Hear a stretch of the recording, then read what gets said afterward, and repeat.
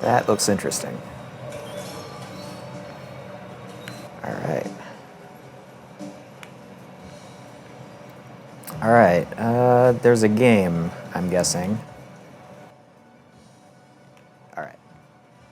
Yay. What just happened? Another gravity just. What a tease. Business.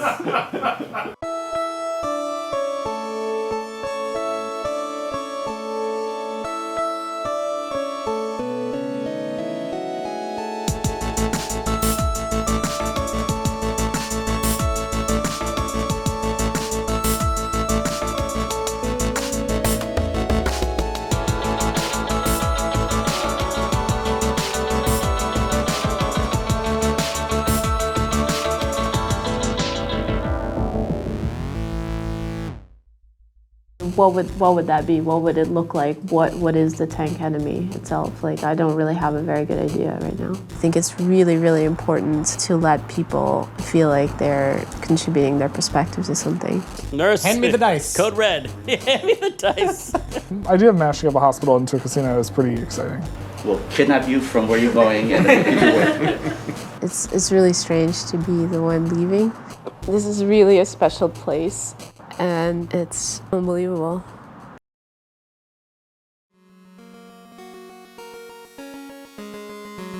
I'm really sad Anna left. I love Anna. Anna was like some sort of heart of Double Fine. She was a heart of Double Fine, and I miss her. Yeah, it was really sad to see Anna go because Anna's been here since almost the very beginning. You know, we spent many years working together. You know someone for that long, it's sad to see your friend go. I hope that that she finds happiness in her next job or her current job now that she's started.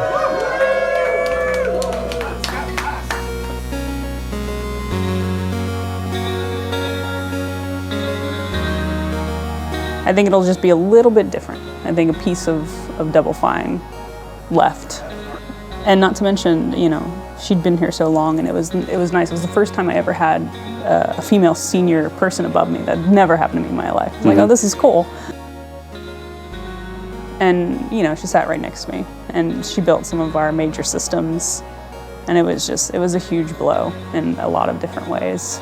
You know, on a project level, she brought the experience from the first game, but a lot of like the gameplay know-how that she has, just years and years of experience that she has that she brings to the job.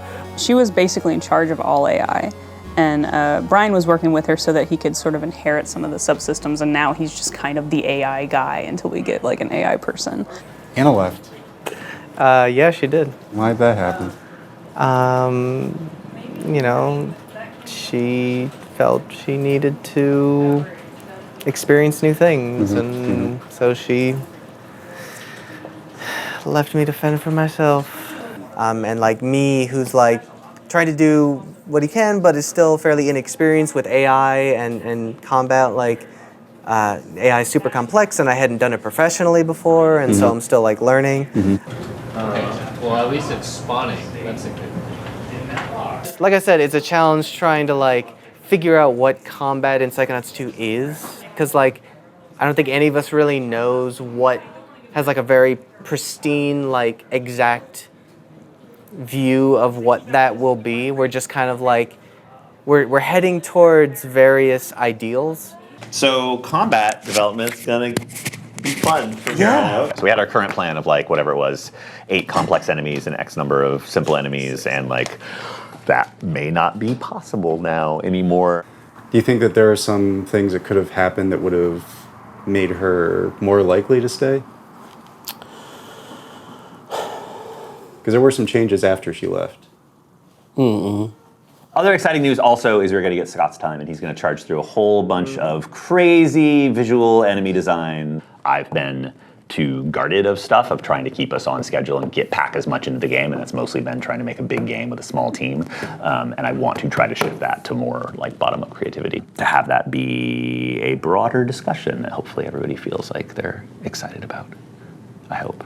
If you're not, let's talk about it one-on-one later. You don't have to tell people in the group while there's cameras rolling. Hi, everybody. No, I don't know really. I don't know if I have dirt on Anna. I know that I don't think her and Zach got along. That's all I know. She left for the reasons that everyone else is really frustrated. There's pretty consistent complaints that the game is not psychonautical enough right now. The stress has been a roller coaster for the last few months. And when pathing is complete, that means artists can paint over. Well, pathing's not exactly complete because we just gave James some feedback on stuff that he needs to work on. In which zones? The two we just looked at. I guess okay. My question is, when will it be complete? Like, how long does it? When we can do the iteration and then check it in. That's. I mean, there's still a lot of work to do on the hub, so yes, I would right. focus on This that. isn't an immediate need. I'm just doing my okay, due diligence here to line stuff up. Yeah. Just the problem that we keep running into is that iteration happens, then another week of iteration happens, and then another iteration of week happens. Like, we keep waiting is the problem sometimes. We're not. We're scheduling out what we're going to do. Yeah, I know. Yeah. Okay. Oh. Why did that meeting get so tense? I mean, it does make it difficult, like, for you to start placing things when it's constant iteration and that goalpost keeps moving back when you can fully go in there and start. There are things that you can do in the meantime, like kitting out this sort of stuff. I mean, there's always stuff but you've to already do. started to do. I'm not worried about not having stuff to do. I'm just worried that it's never is going to stop. The iterations is never going to stop. And I think it is. That was probably like the boiling point was Anna leaving, and was the moment everyone realized something needed to change, or else lots of people are going to leave. I wanted to kind of talk a little bit about, there's been a lot of feedback coming up just about like process on the team and how we work together and collaboration. And all of that is really, really good feedback. There's been some sort of like big teeth gnashing meetings and things like that. But it's all really awesome because now we can fix those things and make everything work better. And also, too, I think he knows that, like, we had that whole meeting about the designers and stuff. And, like, there's going to be give and take, and, like, it's different. Do you guys know about that? There were no cameras, so I don't know if, like... Did you talk to anyone? I don't want to be the only one that's talked about this. Yeah, I mean, that was one of the things. We had a big leads meeting about just kind of what we hope to get out of the next phase of the project that I didn't let you guys film. We had a couple interdisciplinary meetings, but a lot of meetings within our own discipline that were like, hey, what's messed up about the project right now? And it turns out like there's a lot of stuff that people aren't happy about. What's that? Did the meeting end? The thing that sucks is because it's like, I think it's an important part of like the project, but I don't want to be the guy that's talking about We'll come back to you. After. Yeah, it was kind of tough at first, but I think it's a lot better now. Definitely was. It was definitely a little contentious at first. I'm surprised there was no drama. Nobody walked out of the room like that. Oh, I've had like some seriously bad self discussions. PTSD Not from here. no, not Other here. places. Other places. We did help that a lot by changing how we were running meetings. Meetings were very design focused, and the arts couldn't get a word in. And so, as the creative process is evolving, they were feeling left out. So, changing like who gets to speak first, and then noticing when people are cutting people off, and then giving them the opportunity to speak. Like all those little things that people don't notice really matter when people feel like they're being heard. Yeah, actually, we got rid of a lot of meetings, which is nice. Because before, I mean, also too, I guess there's just like a lot more reviews, and like my meetings and like things have like shrunk down a lot, so I can get like a lot of work done. Yeah, there's like a lot less stress before, because there's like a lot of stress when like you're going to meetings and stuff, and like you only have a couple hours a day to work. Oh wait, do I have another meeting now? Fuck, I do. God damn it. But like lately, I have like full days to actually work now, and it's a lot easier to get things done. I think Zach has a tendency to kind of want to know, I don't want to say like controlling, but he just wants to like look over what people are doing, and sort of he's used to telling people here's the next thing you have to do. He was so organized and had such a process for doing things that I was like, this will be a relief for the team, because when I run things, it's very chaotic and everyone wonders how much work they have to do. He curls up into it and you roll him around like. And he's been very responsive, or he's been very good at realizing that I'm sort of better unstructured. But in the beginning, he was like, do this next part. And I was like, I don't think that's important. To the backstage area, it's also gonna. But you're like also on like the sets and stuff like that. Yeah.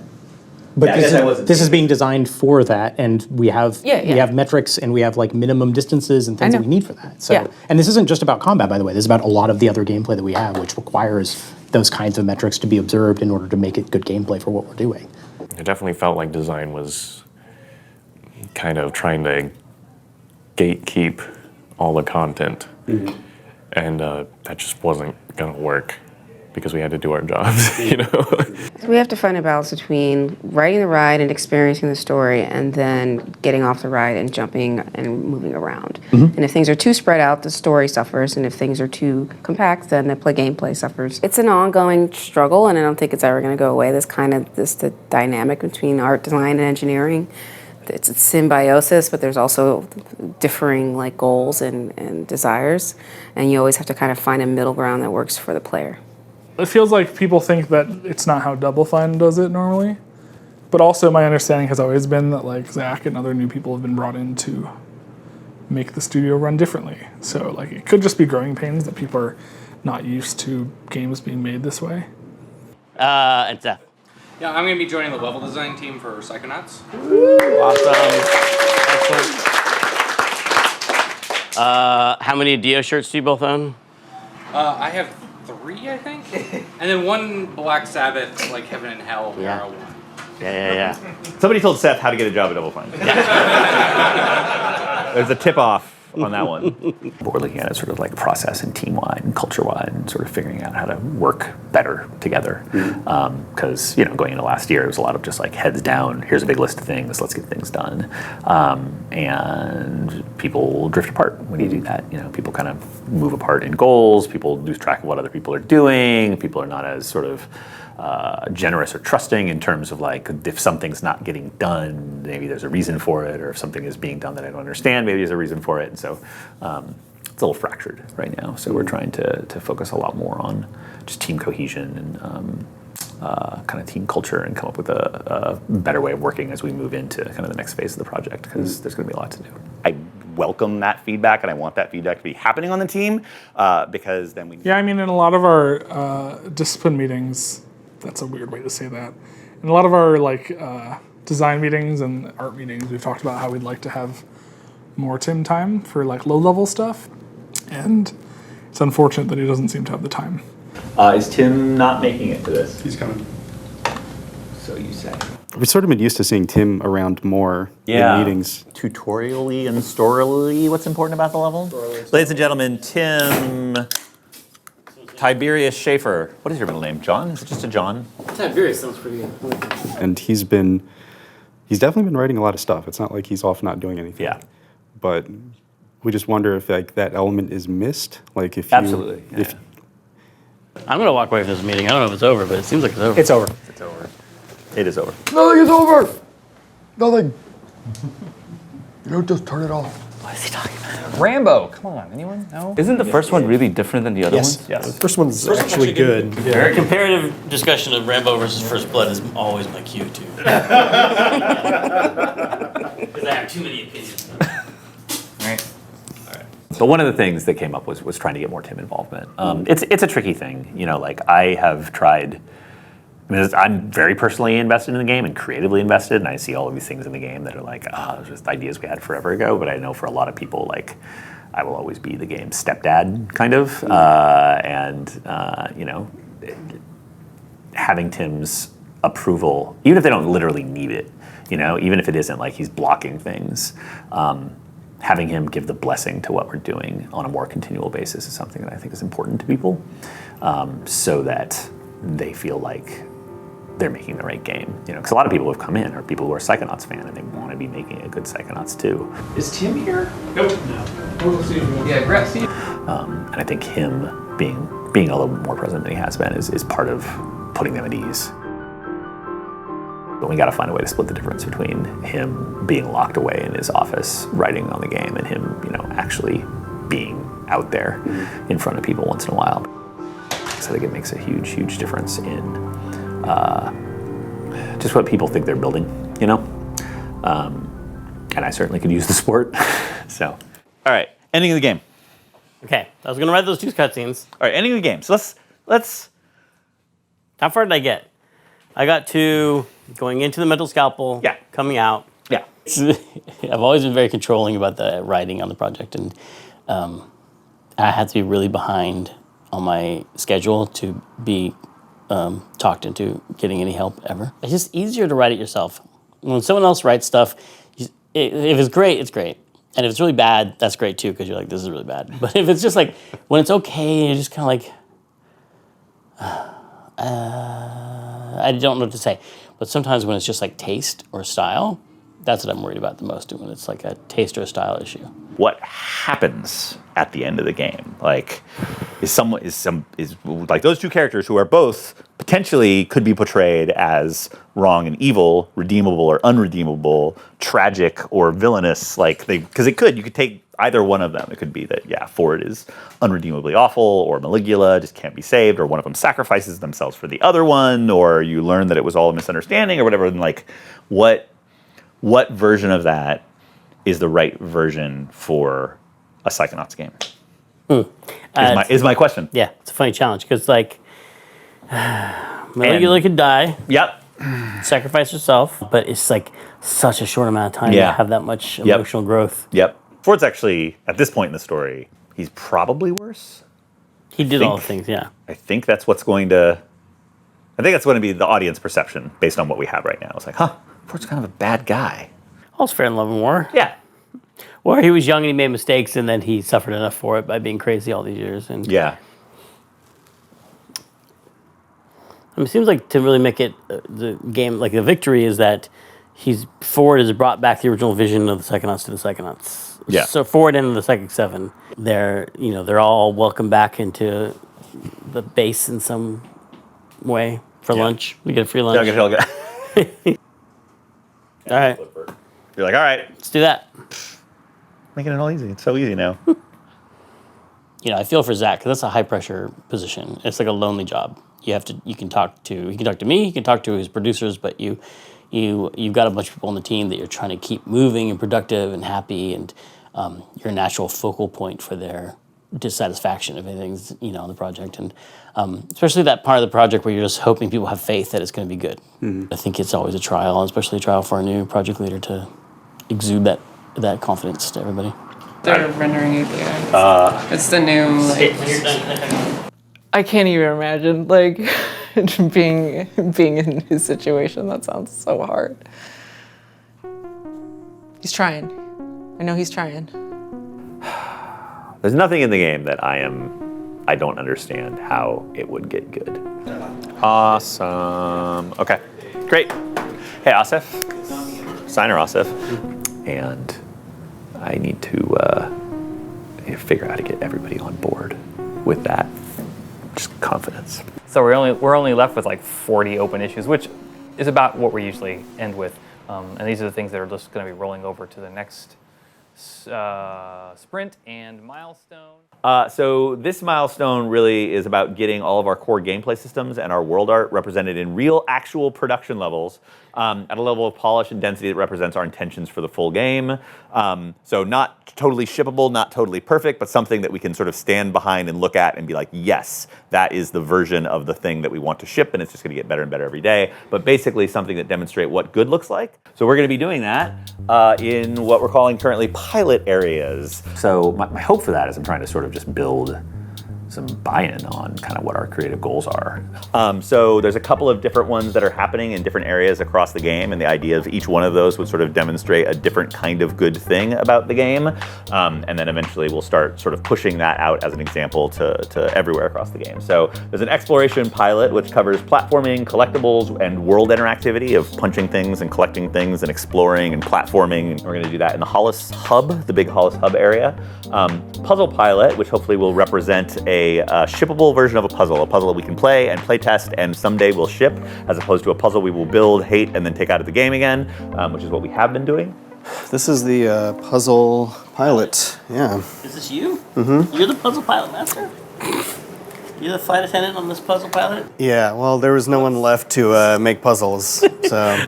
The combat pilot, covering representative group combat throughout the tutorial areas of Cassie. Oh yeah, this is nobody attacks. Yeah. Yeah, nobody attacks. Especially him jump, like, they back up from you repeatedly too. Let's get him in a corner. They're like, whoa, I don't need. We can talk about I this. got cornered. This guy's crazy. We're just in the library. And a very exciting World Art pilot with pre-alpha pass at World Art, visual effects and lighting running on PS4 at 30 60. 60? I don't know, 90. Oh, 90, 120. It's going to be in Hobbit Vision.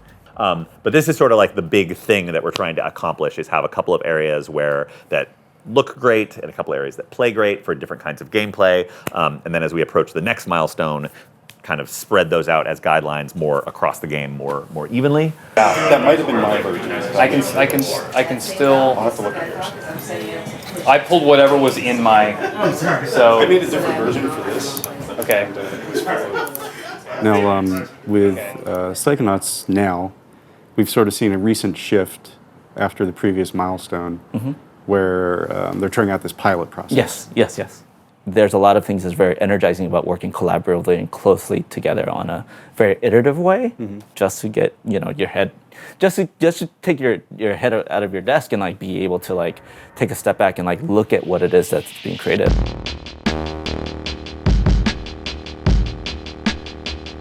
This whole area needs a theme to make it work, right? It's either like there's X-rays, the X-ray machine. There's something about all the pieces that need to make sense. And now with the pilot program, we're actually like sitting in a room and talking about like holistically what makes the level good or bad, which is a nice change. And we really need like a time running out sound on that. Yeah, I'm gonna talk to audio after this. Yeah. The entire sort of like company is represented in all of its departments. Like there's an effects artist there, there's a concept artist there, there's programmers and designers, and we're all talking about things together. The pilots were cool because it's like we saw progress. There's more of a sense of collaboration in them, and I think that's kind of raised morale a bit. I brought Levi. Oh no! He's gonna do it too. I think it's really good for us to see it all come together. Peace. Go team. Play the build. What's up, Andy? Hi. You really we're gonna do a I want to this at all. This is very exciting. You haven't said anybody. All right, is it time? But I think people wanted to see results in certain areas, especially proving that the game was going to feel psychonautical, feel like a good follow-up to Psychonauts. The biggest and most exciting thing that we're going to undertake is the narrative pilot. Don't do that. So that's where the things like the narrative pilot came from. It's like a lot of that stuff, when you play the game, that's what seems missing is all the characters, the story and stuff. All right, Tim said he was going to make it, but I guess he's not. He's on his way. He's going to do a lot of writing, and it's going to be amazing. Okay, so narrative pilot. Anything else? Anything else people think strongly needs to be included? Subtitles. Oh, subtitles. Oh, good one. Yeah. All right. Do we have what we need for that? No. All right. Let's put it on there as a stretch goal, and we'll try to get to it. Cool. For sure. Yes, I think that's probably the interesting object stuff is probably gonna come as part of a second pass, where we play through it and be like, hey, Raz should say a thing about this funny sign, or whatever. Yeah. Big log, purple bushes. I think we have a Big first log. pass at like listed in here and talk around the board to get it. To burn blood. We've got squirrels. We've got squirrels. And goats. We've got goats. And they can be in the diner. And we have a squirrel milking a goat. Squirrel milking a goat? That's a surprise. Sorry, that was going to be a surprise for Zach later. Yeah. Goat milking a squirrel. Goats currently walk-in. They have a weird TV. But I've never felt worried about that stuff going in because there's going to be way too much of that stuff by the time we're done. There's going to be way too many jokes. We're going to have to cut jokes by the time it's done and cut characters and stuff. Anything else that you think is super important that is like should be included with the pilot that we haven't talked about? Well, I mean, I had some thoughts I was just going to mention them too. They're not implementation specific, but I was like, a character changes some beeline plot or feeling during the thing, like we actually show someone some progression or a character state to show like all these tools add up to like, and go.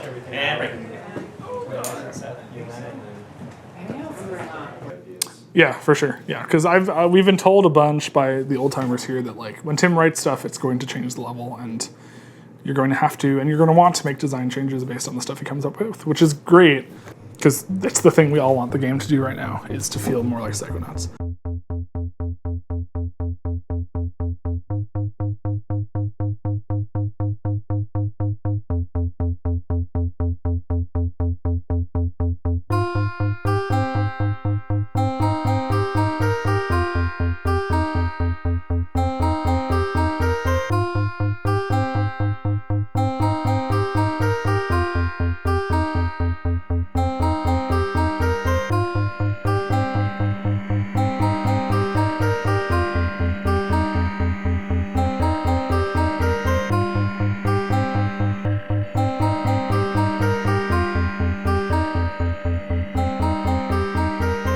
Oh, look at that. That is super awesome and a good video game. Yeah! I don't know, we have another programmer starting on Psychonauts, also named Anna. Apparently we always have to have a programmer named Anna. Yeah, Newton's working third here. law of Which is Anna. good, yeah. So, new Anna's gonna take old Anna's job.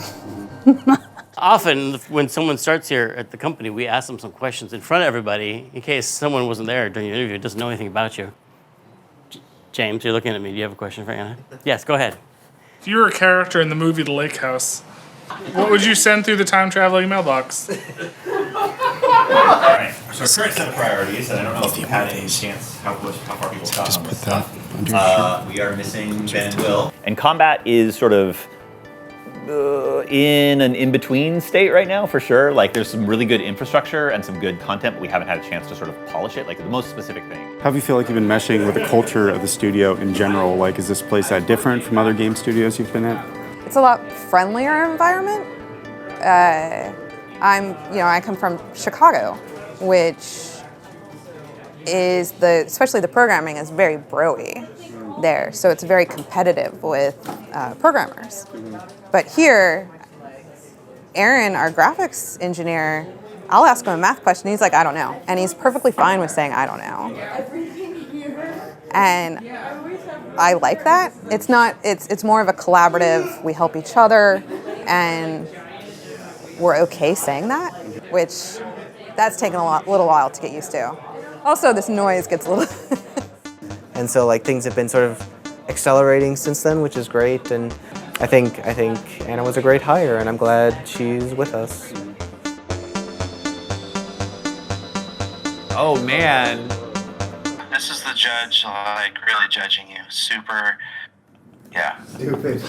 The giant hammer that says stupid on it is so harsh. Oh. You have a judgment. Everyone has their kind of judgy side. No one likes to be judged, so this is like your inner judge. Yeah. Giant gavel. So Dwayne is, I can do right up. So Dwayne is like a big, defensive, kind of strongman character that has this giant shield, and the shield blocks all your attacks. Oh, it seems like this character should go with this prototype that we have.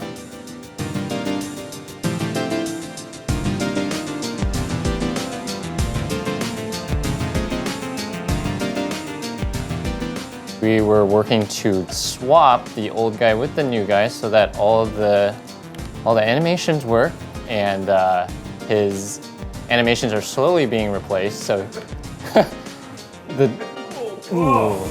but brutal. But we are slowly swapping them out, and soon all those weird deformed ones will be replaced, and we're replacing some of the attacks.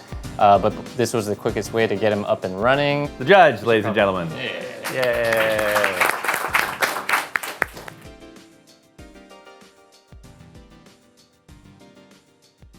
Yeah, are there any big ticket items that are going in today? Hi, Tim. We got dialogue trees in.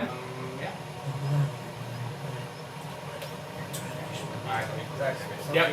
So I will say the one thing that's interesting about Tim working in his office all the time is I thought that going through this, I would get some sort of sense of his process and how he like actually thinks about this stuff. Mm-hmm. It's not like he has like a a bunch of note files on Google Docs where he like hashes out like what characters should be like, and that it, or that we have like character bios or things like that. Like all that kind of stuff. Like a lot of it's just very internal.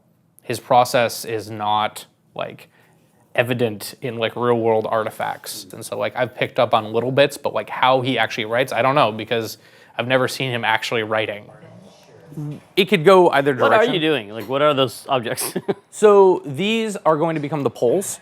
So they're gonna be like big poles laying flat on the ground that you TK up in the air like that, or? Okay, this is, and like we'll actually look at the game. I'm like, this is the situation. This is where the characters are going to be, and that kind of stuff. And he writes to that. Yeah, I guess I would need to know exactly what you're doing so that Raz or Dion can talk about it. Like, you need to put that thing in the base, and you need, Yeah. I don't know if it's a process of like me having learned how he writes a little bit, him having gained some sort of confidence that like I've thought things through a little bit before talking, or just like the sheer amount of stuff that we need to get done that he's like, all right, you know what? If like the designers have figured this out, like I'm gonna go with it.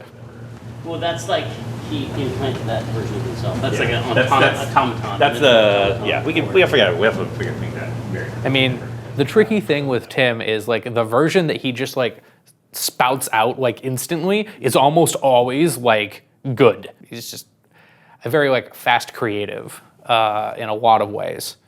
The goat should have a job. Like he's got a spoon in his mouth. He's trying to stir a bowl. Yeah, he's like splashing around. He's like, no, I told you, figure eights.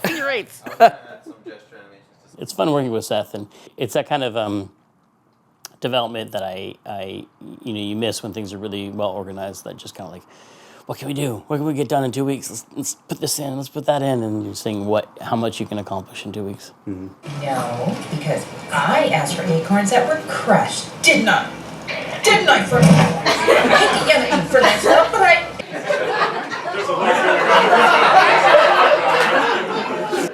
Raz has crashed the scene right now, so I got to go figure out what's going on there. But regardless, we can now do camera cuts. We have dialogue in for some. People started believing in it. I mean, obviously, hopefully, most people always believed in it, but you start seeing evidence of like, oh yeah, I start really feeling like this is gonna be great.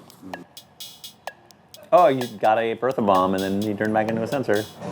Dunk. Whoa! Nice. Okay. Well, he's gone now. What's going on? Oh, what? Oh. Unintentional, but good. All right. Yep. Oh, yeah. Will, you look like you had fun, almost. I almost had fun. Almost had fun? You're going to also take a 5-minute nap. Is everyone just literally going to sit here in silence for a little bit? I can get some good shots of us like, oh my god, they worked so hard. That thing pops out. One of those hospital beds comes in, and then you're like actually in the classroom doing some other stuff. So that's where it's at for right now. And then I'll keep doing the other stuff. Cool. I think it does really isolate it and make it feel kind of like the very beginning tutorials when like Ford gives you a merit badge in the first game. Yep. He's been great so far. Like on the puzzle pilot, it was awesome working with him, and it was really cool. And like the puzzles, like were really smart. Yeah, and this sort of just keeps going. And there's more buttons to press and puzzles to solve, but I don't want to do it all in front of you guys right now because I do want to test this with some of you. So hopefully you will figure out what to do next. Look, it just keeps going and going and going and going. Yeah, there is stuff to do. Asif made Psychonauts 3 in this room. It's a Mega Man level. But then it turned out to be such a cool puzzle experience, or like a little area or whatever. It was cool. The exploration one was nuts. We feel more confident that it's like a cool level, a cool little area to play. It's also nice to see an area get more towards finished, so that the people who normally play the game and are like, it's nonsense to me right now, can actually give useful feedback. Looks like, okay, I get the hospital theme now. I saw the IV racks and didn't quite make the connection. I saw the wheelchairs and just thought like, oh, old people casinos. but now I see hospital beds, so okay. Yeah, I don't know. I don't know if we've completely solved it, because I don't think like a lot of people understood it was a hospital. I don't know. Maybe it's enough. Maybe it's not yet. I don't know. Maybe we'll get feedback in like We'll adjust it then. Yeah, we are still working away on our different pilot areas and gameplay and art, and so the art one's starting to look very, very pretty and quite nice. It's the big Ford clerk one that has a giant robotic, multi-armed Ford in the middle, sorting mail and moving around. I think the art pilot was like a really good moment where we're like, yep, this is gonna look pretty goddamn awesome if we can finish it. So Sometimes it if has it has a like little more bit of of like a sheen and like yeah. a wetness in areas, and yeah, right now it's very, very even and flat. He also just thinking about just effects around like all his joints moving around and like just little, I don't know if it's smoke or steam or sparks or whatever it needs to be. Yeah. It's gonna be glorious. It's very fun. It's too cool. Yeah, it's too cool. Fun. Anyway, yeah, I had to share that because that's the first time I saw it. I think it went in yesterday. Looks good. Tazio is also bringing special effects magic to it with the Maelstrom. Yes. Uh-oh. I mean, it mostly speaks for itself. It's a big maelstrom of mail. Whoa.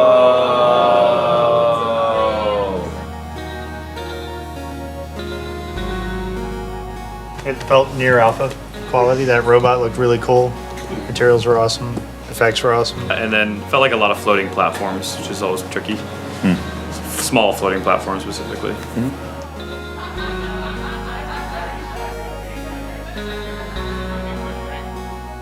I think it's a natural time in the project to have morale kind of pick up because you're in that middle part where everything's bad, game's not fun, and everything's ugly. That's just a natural. That's just where you are, you know, pre-alpha a lot of times. And then as you start climbing out of that hole where you put together your first few fun things and your first good-looking things, and we have like, you know, Ford, mail clerk Ford start to look good, and people are like, oh, maybe this game's gonna be looking good. And then we do the questionable area which has some funny jokes in there, and people are like, hey, there'll be some funny jokes in here. Oh,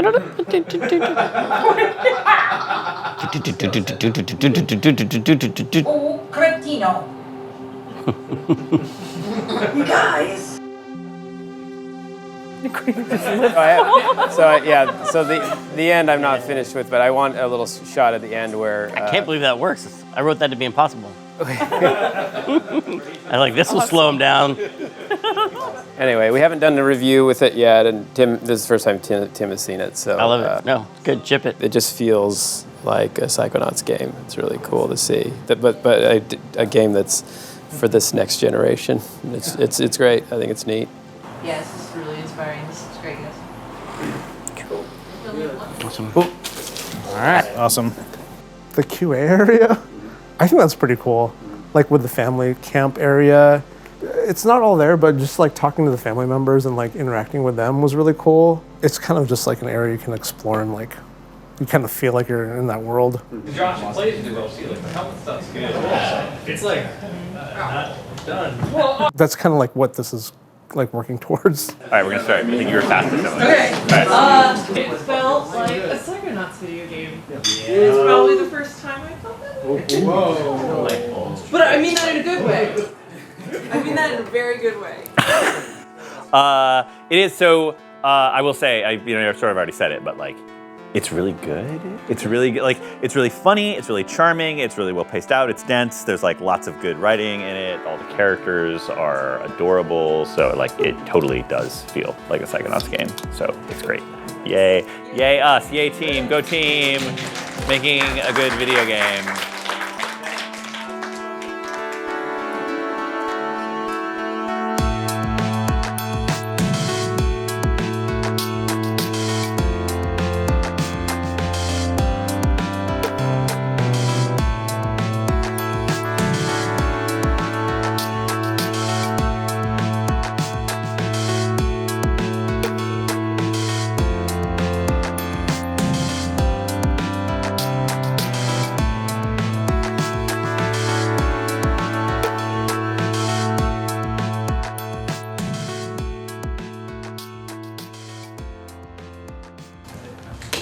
Uh-oh. Shit. Oh, God.